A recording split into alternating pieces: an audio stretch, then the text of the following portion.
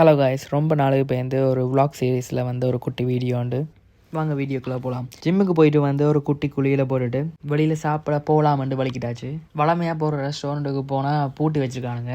அதால் வேறு ஒரு ரெஸ்டாரண்ட்டுக்கு போகலாமென்று மெப்பை வச்சு சர்ச் பண்ணி பார்த்து ஒரு ரெஸ்டாரண்ட்டை கண்டுபிடிச்சி வலிக்கிட்டேன். என்னடா நான் உன்னா இந்தியன் ரெஸ்டாரண்ட் இல்லாட்டிக்கு ஏஷியன் ரெஸ்டாரண்ட்டுக்கே போகிறான்னு நினைக்க வேணாம். அதால் என்ன பேசாமல் சச்சிவிட்டியை பேசினா நல்லா இருக்கும். இன்றைக்கு என்ன நாளோ தெரியல, அந்த ரெஸ்டாரண்ட்டுக்கு போனாலும் டேபிள் எல்லாம் புக்கிங் அண்டு டேக்அவே மட்டும் தான் இருக்குன்னு சொல்லிட்டாங்க.